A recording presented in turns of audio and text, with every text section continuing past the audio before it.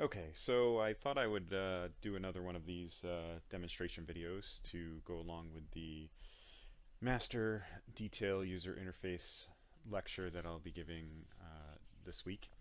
A master detail user interface is one that splits the UI into two pieces where in one part of the UI, usually on the left side of the screen, you have a list of items, and then on the right side of the screen, you update what is displayed to show a detailed view of whatever the user clicks on in the list on the left. These kinds of user interfaces are usually used on tablets where you have a lot more real estate on the screen to play around with, as opposed to on a phone where you tend to use a lot more single full screen fragments. And in that case, you would have a list of items on one screen, and when the user taps one of the items in the list, you launch a second activity that again takes the full screen so that the user can see a detailed view of whatever it is that they clicked on. That's more appropriate for a phone. Screen is smaller, there's less room to play around with, and you don't want to shrink things to the point where they're so small that a user can't interact with them using their fingers on the screen. On a tablet, again, much larger user interface, a lot more room to play with, and you can display both the master list and the detailed view large enough so that the users can still interact with them. So I've created a new project that has a single empty activity in it called main activity, and this is the part where I'll start. The first thing I'm going to do is edit the layout for the main activity so that instead of this default stuff that it generates, I'm going to create a frame layout for the purpose of holding my master fragment, or my list of items, and I'm going to need an ID. I'll use autocomplete and autocomplete to plug in this. I'm going to name it, as I always do, starting with frame layout, which will make it easier to find later, and I'm going to just call it frame layout master. This is my clue that this is the frame layout into which I will want to put my master list of items that when the user clicks on one will load the detail view. I'm going to start with the assumption that I'm coding this app for a phone first. So now I've got a location in my UI to load my master fragment. So the next thing I'm going to do is actually create a new fragment, blank, to be my master fragment. And I'm going to name it master fragment, which is very original. Now I don't want to fill. Actually, I'm going to Control Z this. I sometimes do forget to uncheck those checkboxes. I really am not interested in all of the code that Android Studio likes to generate for a new blank fragment. Again, master fragment. So it's faster for me to just recreate the fragment than it is to delete all that extra code that I don't want. Really, the only thing I'm interested in is the onCreate view. I am going to be adding a callback interface and maybe even adding a factory method, but the code that Android Studio generates requires so many changes to get it to work that it's easier for me personally to write all of that stuff from scratch than it is to try to repurpose the code that Android Studio gives me. So my master fragment, instead of messing this example up with a whole bunch of recycler view code, I'm going to write just a simple sort of fake list that is comprised of just a few text views in a linear layout. So in my layout folder, I'm going to edit my master fragment. I'm going to change the frame layout to a linear layout, and I'm going to give it an orientation that is vertical. Really don't understand why Android Studio messes up the spacing. I'd be more willing to use it if I could add new attributes to the XML, and the new attributes would be in line with the existing attributes, but for some reason Android Studio uses different spacing for new attributes than the attributes that it generated along with this XML. Anyways, I'm going to set the orientation to vertical, and it's already got match parent layout and width, so it will fill the screen, which is exactly what I want it to do. I'm going to create a text view. I'm going to give it an ID. I'm going to call it text view top, instead of having the height match parent, I'm going to set height of 0, and then I'm going to give it a weight of 1, because I want each of these text views to fill approximately 1/3 of the screen.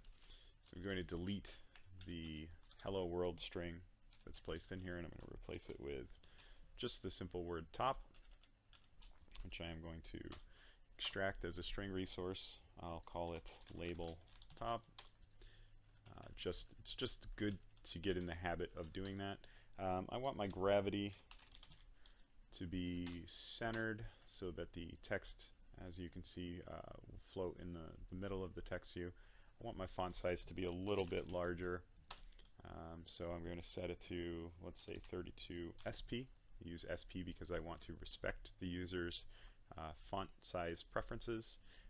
So whereas DP would ignore that, SP, if they want larger or smaller font, will actually scale this font appropriately. And then the last thing I'm going to do is I'm going to set the background color of this text field to red.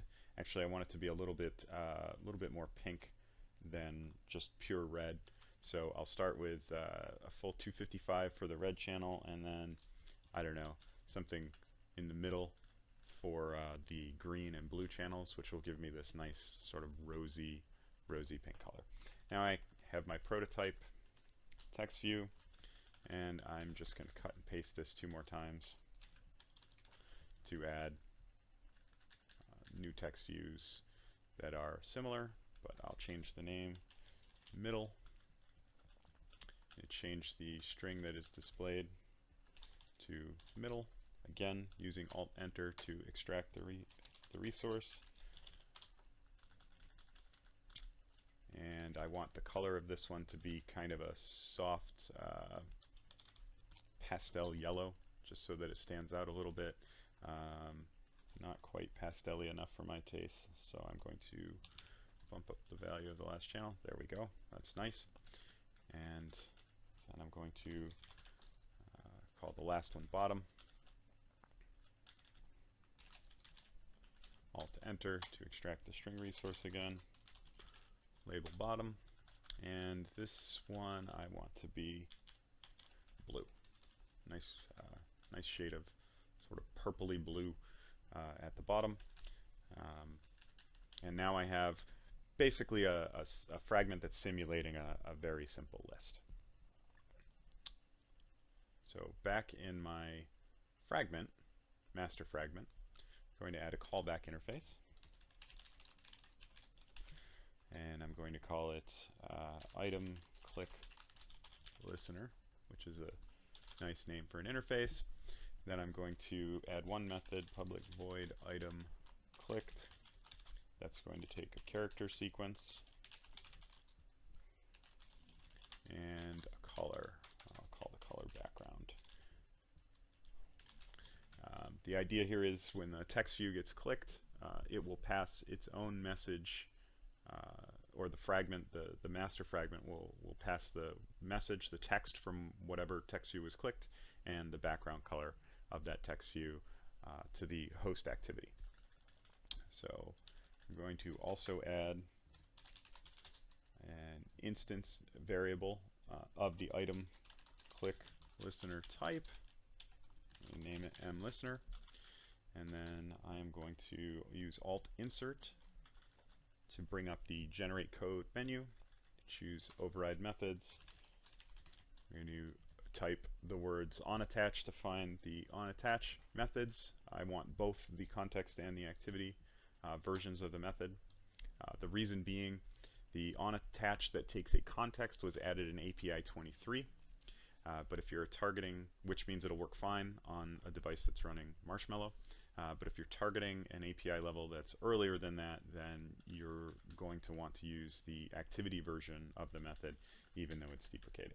So as is customary when using an callback interface, you make the assumption that the activity to which the fragment is being attached implements that interface. Oops. So I am going to cast the context into an instance of mListener. Now, if the hosting activity does not implement this interface when this method is called, the application will crash with a class cast exception, which is clearly undesirable.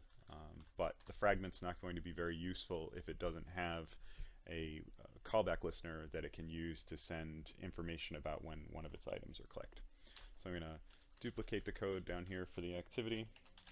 Now, regardless of which method is called, when my fragment is attached to a host activity, it's going to keep a reference of that activity that it can then use as a callback when one of the items in the list is clicked.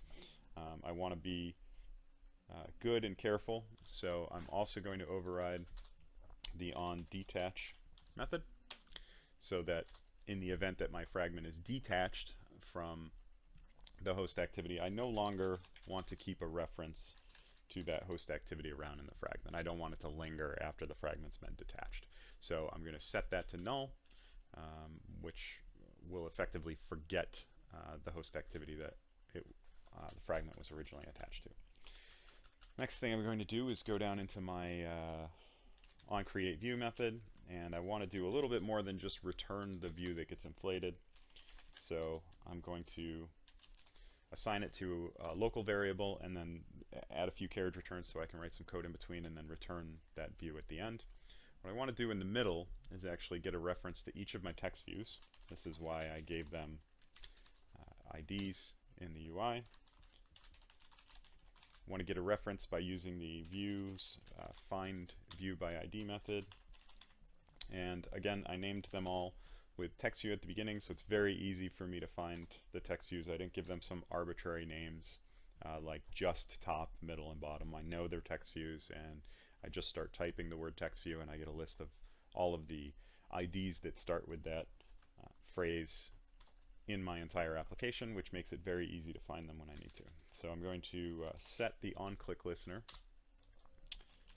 and I'm going to create an anonymous class that oh, I forgot to make this final. I want to refer to the text view inside the onClick listener, so I need to make sure that it's final outside of the anonymous class so that I can reference it inside the anonymous class. And all I'm going to do here is call my mListeners item clicked method with the whatever the current text value is in my text view, and then I'm going to call color.parseColor and pass it that color that I assigned, which I think was, oh, let me go check, FF5555. Okay. This is easier than trying to get the background color out of the text view. I'm basically going to repeat this for my other two text views, so just like I did in the layout, I'm going to cut and paste. Just going to change the name to middle and bottom. I am a huge cut and paster, so don't be surprised if you see me do a lot of that rather than retype everything. So now I've got the correct text views, and I just need to change these references in the listeners, and then of course use the correct colors. So I believe my yellow was FFFF99 and my blue was basically the inverse of the red. So now when any one of these text views is tapped in the view, the item clicked method will be called on the host activity. So go back into my host activity and actually have it implement master fragments item click listener interface. This causes an error because of course I don't have the method that I'm required to have, so I hit Alt Enter. When the select methods to implement dialog pops up, it's already got the method selected, so I'll just hit Enter. Here's my item clicked method. I'm going to pause here because I need to create my detail fragment. So once again, create a new blank fragment. Don't want to forget to unclick those silly checkboxes. So I create the detail fragment, has absolute minimal code here. Now I know when my detail fragment is created that I want it to have two arguments, one for the text that it should display and one for the background color. So I'm actually going to add a factory method that creates a new detail fragment that has these arguments packed into it. So I'm going to call it new fragment, and it takes a character sequence and a background color. Creates a new detail fragment,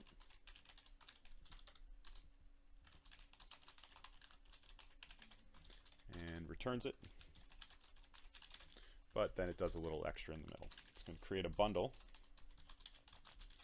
that'll be used to hold the arguments, and it's actually going to put an argument in the bundle for the message. So I'll start just by typing the name of the constant that I want to use. Then that's an error because that constant doesn't exist. So I'll put my cursor in the middle, I'll hit Alt-Enter, create the constant. String is what I want it to be. So then I'll give it some value that's probably going to be unique. And I also want to add an integer. We call it arg background with the background color. And I'll repeat the process, generating the constant again, another string. And then the last step is to actually set the arguments on the fragment. So now I know every time this factory method is called, that the fragment that gets returned is going to have the two arguments that I know that I'm going to need later when I create or when I display the detailed version of the item that was clicked in the list. This is a far better technique to use than relying on the whatever activity or other fragment is creating my fragment to understand the appropriate arguments to use when packing these things into the bundle, or even to have to write this code. This becomes a one-line method call outside of the fragment, as opposed to 6 lines of code that have to be repeated everywhere that this fragment might be used.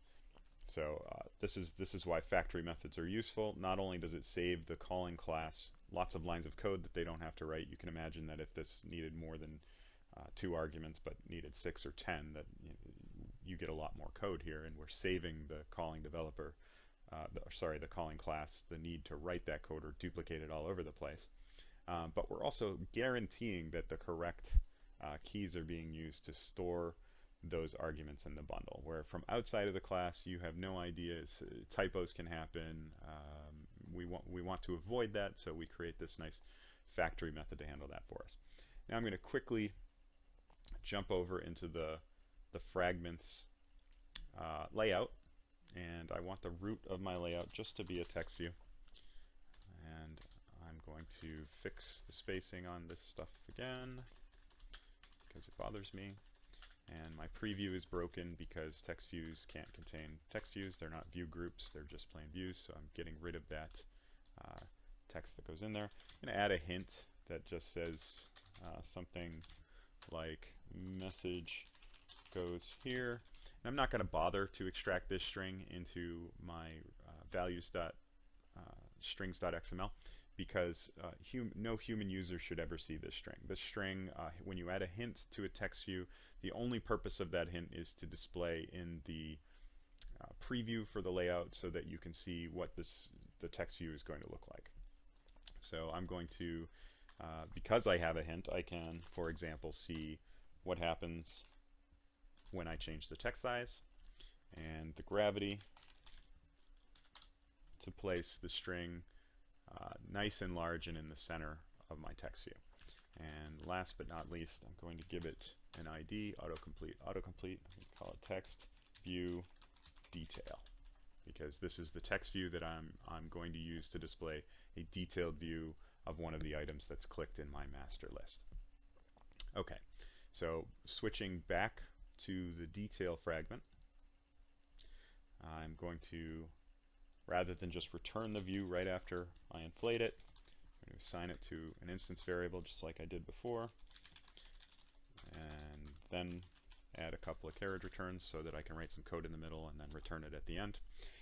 I'm going to pull the text view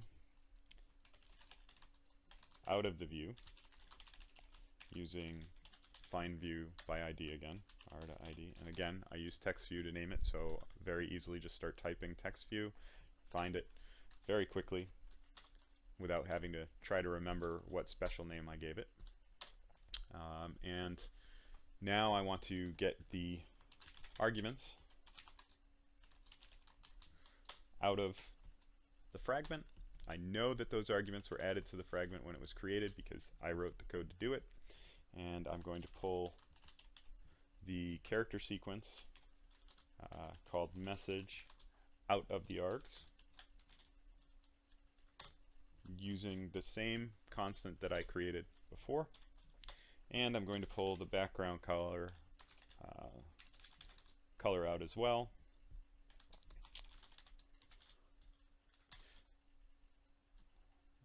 Using my arg background constant that I created before. Now that I have both of these, I can set the text on the text view to whatever the value of the message is, and I can set the background color to whatever the background color is that I've received. And this should be red for the top, yellow for the middle, and blue for the bottom, and the message should be top, middle, or bottom depending on which of those text views is clicked in the master list. So on a phone, as I said before, we're going to have the master list displayed as a full screen fragment, and whenever the user taps one of the items in the list, we'll display the detail as a separate full screen fragment, which means we're going to want to have another activity to host that detail fragment. So when the user clicks an item in the list in our master list in our main activity, we're going to start a second activity just to display the detail, and then the user will use the back button to go back from that activity to the master list again to select something else. So I'm going to start with an empty activity. Newer versions of Android Studio make the blank activity actually generate a marshmallowized activity with material design stuff built into it. It generates a lot of code that we don't care about right now. Empty activity does what the blank activity used to do in older versions of Android Studio. I'm going to call this detail activity.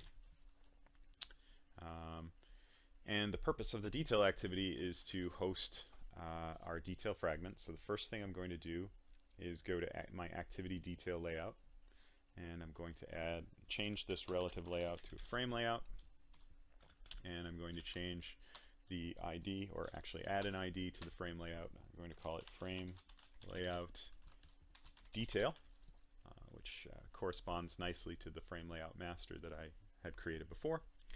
And then I'm going to keep everything else pretty much the same. The only thing I need is a frame layout into which I can insert my fragment when I need to. So switching back to the detail activity, it would be really nice if I could expect that the intent that was used to start my detail activity actually had the message and the background color packed into that intent as extras. And very similar to the factory method that I created on the detail fragment, the reason I created that method is that I don't want to rely on some other class to know which arguments I need and how to save them as extras inside the intent. So I'm going to create another factory method that is specifically to create intents that can be used to start my detail activity with the right extras packed inside. So I'm going to call that new intent, and just like the factory method in my fragment, it's going to take the same arguments for character sequence and background, but an intent also needs the parent context that's being used to start the activity, right? One of the arguments that we need when we create the intent is the parent context that's starting this activity. So I'll create the intent with the parent context and detail activity activity's own class name, and then I'm going to pack the character sequence message and the background in as extras. You do exactly what I did before. Or I write it assuming that the constant exists even though I know that it doesn't. I'm going to use Alt-Enter to create the new string constant, and I'm going to name it something like mobap dev master detail example dot extra dot message, because we like really ridiculously long names for our extras, because we want to make sure that two activities that accept similar extras don't get mixed up. And I'm going to put another extra called background to store the background color, and go through the same process again to create mobap dev dot master detail example dot extra dot background. And whoops, then I'm going to return the intent. Now this intent can be used to start a detail activity, and it'll have the correct extras in it. So that's exactly what I'm going to do now. I'm going to pull those extras back out. First I should probably get my intent. This will always return the intent that was used to start the activity. I'm going to get the character sequence extra that's stored with the extra message key, and I'm going to get the background color. Because integer is a primitive type and you can't return a null integer, the get int extra method requires not only the key that we're using to store the int so that we can retrieve it, but it also requires a default value, which I'm going to set to 0, which will be a black background in the event that a background color is for some reason missing. The message, on the other hand, would be null. So I am now going to create. I have everything I need to create a detail fragment using my new fragment factory method that I created earlier. So there I go. I've passed the message in the background in, and now I have a new fragment. And the next step is to get the fragment manager. I'm trying to get better about using the support fragment manager rather than the standard fragment manager, because I don't want to keep getting into these situations where I've got a bunch of fragments and the fragment managers all over the place, and then I want to use something like a recycler view, which is only compatible with the v4 versions of the fragment manager and fragments that you get from the v4 support library, and then I have to go back and change all my code. So as much as possible I try to use the support version of the fragment manager, which means that I now have to go back into my detail fragment and change it so that it extends the correct version of fragment. That is the v4 support library version. I do that by deleting the import for the standard version of fragment and then using Alt-Enter and selecting the Android support v4 version of fragment. And while I'm thinking of it, I should probably do the same thing with my master fragment before I forget. So again, I go in, delete the import for the standard fragment, and use Alt-Enter to import the v4 version of the fragment instead. So back to my detail activity. Now that I have the fragment manager, I want to begin a transaction where I add to my frame layout. Again, I type frame layout. I know it's the detail frame layout, so I don't have to remember anything else. This newly created detail fragment, and then I don't want to forget to commit, because otherwise I won't see the fragment in my detail view. Okay, so now my detail activity is ready. Switch back to my main activity. Remember, whenever an item is clicked in the list, I want to take the message and the background color for the item that was clicked and use those to start my detail activity. So I create an intent using detail activities factory method with myself, or a reference to the main activity as the parent context, the message, and the background color. Now I know that the intent that's returned by this method is perfect for starting a new detail activity, so I just call the start activity method and pass the intent into the start activity method. And now I can be reasonably certain that when my main activity is running, the list is displayed as a full screen, and whenever somebody clicks on an item in that list, that the detail activity is launched. But let's just see if I made any mistakes. I'll try running it.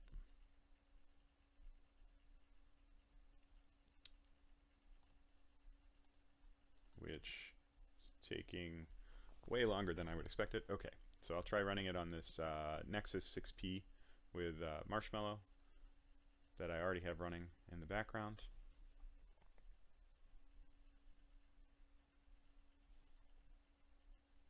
And of course it doesn't work.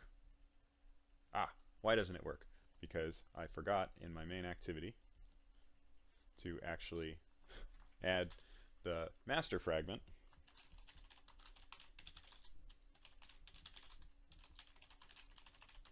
Now, the master fragment doesn't require any special arguments to be passed in, so we can just use the default constructor to create it. And then I want to get the support fragment manager and use that to begin a transaction, add to the r.id.frameLayout master the master fragment. And then of course I don't want to forget to commit at the end.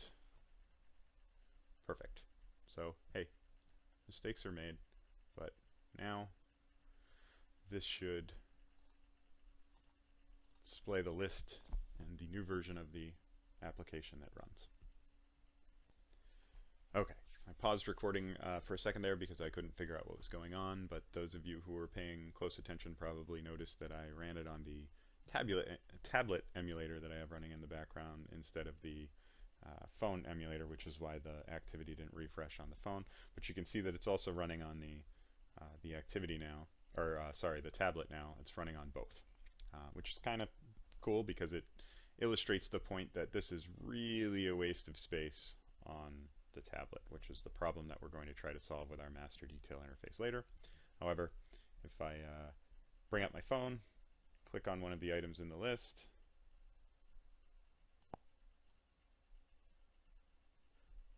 then that item loads into the detail view.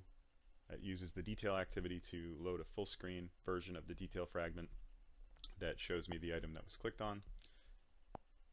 And I can repeat, use the back button to go back, bottom. Okay, great. And then if we switch over to the tablet, we should see the same exact behavior again. Obviously, huge waste of space using these full screen activities on a tablet, so that's exactly the problem that we're going to solve next. So let me bring Android Studio back up. So the first thing to do is create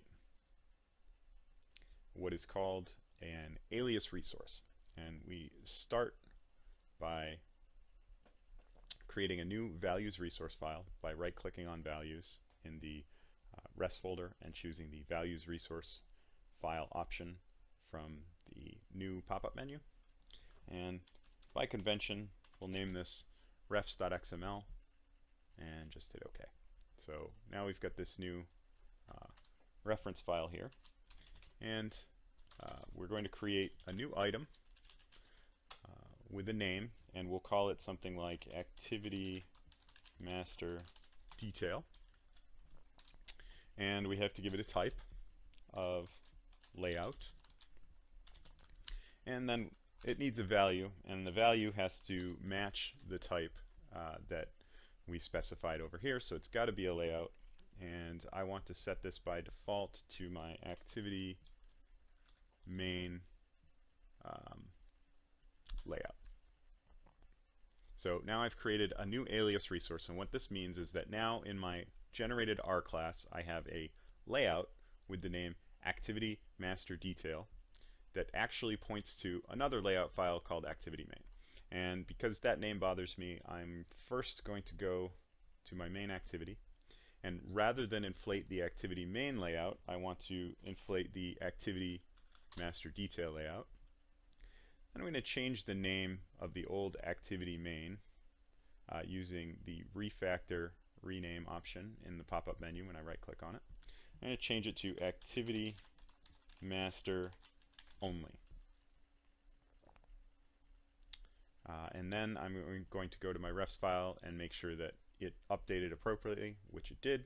So now it uses activity master only. I close all these files. Every once in a while I like to close all my files when things start to get cluttered. And I'm going to rerun the application. I want to make sure that it behaves exactly like it did before.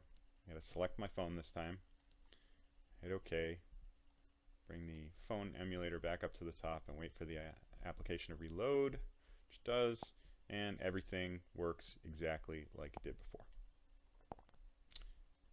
Full screen activities used for both the master and the detail parts of the application. Perfect. Exactly what I wanted. So now I'm going to create a new layout, and this one is going to be called activity master and detail. And you'll never guess what I'm going to use this layout for. I'm going to use it to contain both the master and the detail parts of the interface. So the first thing I'm going to do, because I always have to do this, is fix the spacing for the attributes in the layout, because it really bothers me. I'm going to change the orientation to horizontal. And I'm going to do the absolute minimum that I have to do to get this working. Well, actually, why not? Let's add a divider, and going to look at my other screen really quick to remind myself what the value is that I have to type into that field, because it's a pretty long string. You know what? Forget it. I'm not going to add any dividers. I'll just edit that out later. Or leave it in and you guys can have a good laugh. So I'm just going to add a frame layout. I'm going to set the width to 0 dp.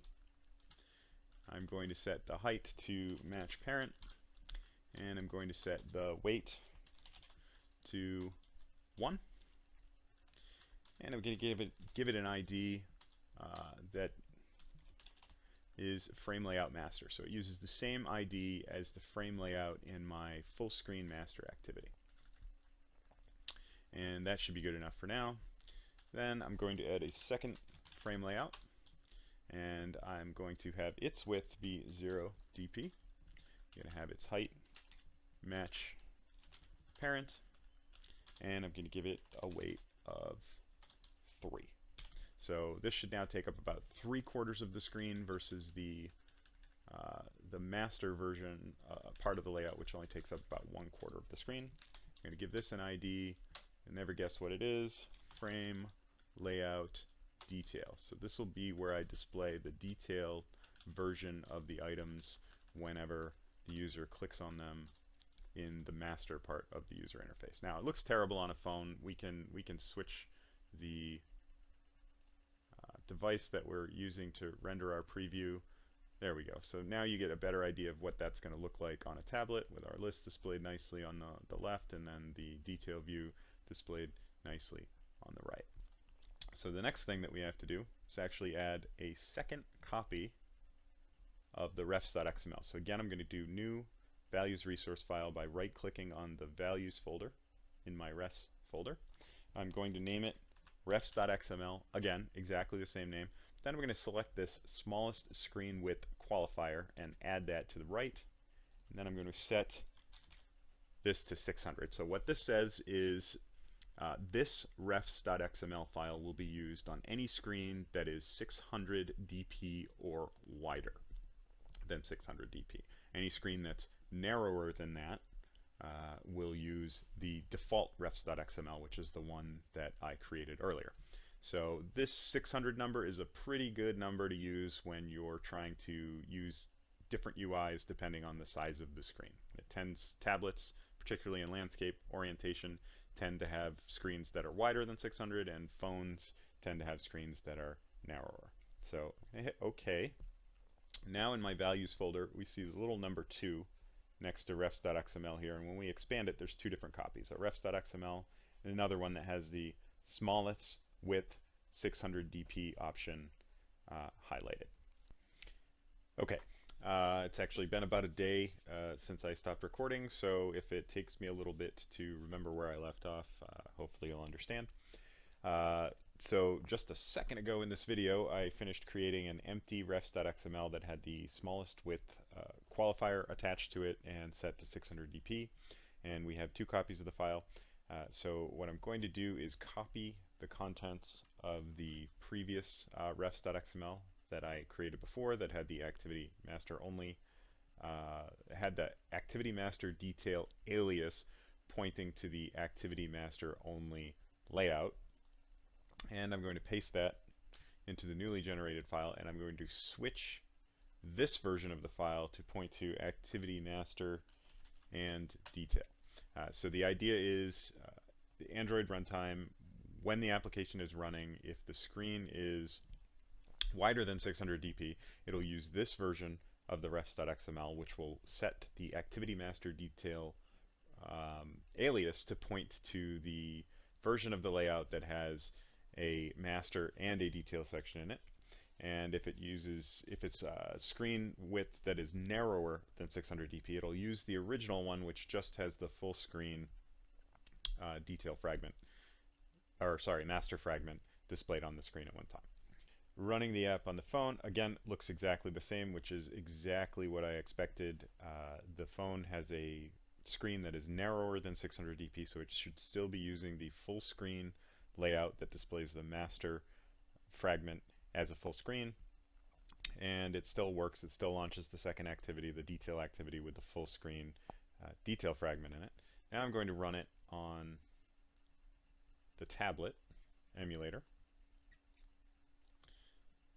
and this time we should see something a little different. So this time the width of the screen is actually larger than 600 dp, and so Android has automatically chosen the version of refs.xml that has the alternate layout with the detail fragment on the right side taking up about 3/4 of the screen, and the master fragment on the left side taking about 1/4 of the screen. Now what happens when I click one of these items? Exactly what used to happen before.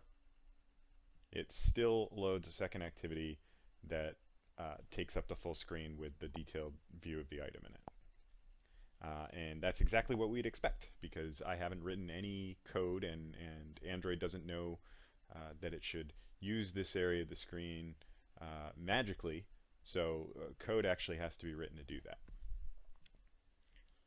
So heading back into the main activity, remember we're using the resource alias activity master detail, which, depending on the size of the screen, could be pointing at a layout that has only room in it for a full screen master fragment, which would go in the frame layout master part of the UI. Or if it's on a larger screen, it may actually have room for both a master and a detail fragment. But to start with, this code doesn't have to change at all. When the application loads up, I'm perfectly happy to have the right side of the screen empty and the left side of the screen have my list of items. What really needs to change is the behavior in the item clicked method, because if there is actually room to display the detail fragment in the UI on one screen, I would like to do that. Otherwise, I would like to launch an activity using an intent. How do I tell whether this application is running on a large screen or a small screen? The easiest way is to check to see if the frame layout for the detail exists in the UI. If it exists, that means we're running the version of the UI, we're using the version of the layout that has both the frame layout master and the frame layout detail in it. If it does not exist, then we know that we're using the version of the layout that has only the frame layout master in it. And that's easy to check. We just use if find view by ID, and then pass the ID of the frame layout for detail into the find view by ID method, and check to see if the result that comes back is null. If it's null, then that part of the layout does not exist, and we can be fairly certain that we'd like to start the second full screen activity to display the detail for that item. If it does exist, then instead of launching a second full screen activity, it's actually more appropriate to use the fragment manager to just put that fragment into the empty part of the user interface on the right side of the screen. So we'll get the support fragment manager and begin a new transaction. I'm going to use replace. Replace will actually swap a fragment that's in the user interface for a new fragment in the exact same place. And that's the behavior that I'm looking for. If there's already a fragment in that frame layout, I don't want to place a new fragment on top of it. Frame layout will happily do that, stack items on top of each other, but that's not what I want to do. So I am looking for the frame layout detail, and into its place I would like to put, first I should probably create my detail fragment. Again, I'm going to use the really convenient factory method that I created earlier. Pass the message background color into it, and this is the fragment that I'm going to add to the frame layout that is in my user interface, and then I'm going to commit. And that should be it. So the only change that I had to make to this part of the activity was, one, to check to see if the frame layout specifically for the detail view exists in this layout. If it does not exist, I know I need to launch a separate full screen activity. If it does exist, I can just add the fragment to that part of the user interface. Let's save and rerun. So I'm again going to choose my phone first to make sure that I haven't broken the version of the application that runs on a phone. And loads the full screen master version of the master fragment as I expect it to, and then it launches a full screen activity to display the detail items as I click on them. That's exactly what I expected. Now I'll rerun on the larger tablet interface.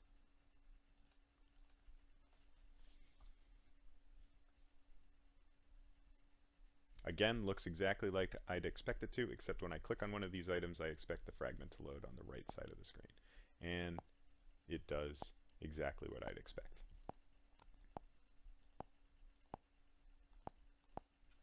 So one application, two layouts, behaves differently depending on the size of the screen, uses two full screen activities when running on a phone, and a single master detail user interface when running on a larger tablet with a screen wider than 600 dpi.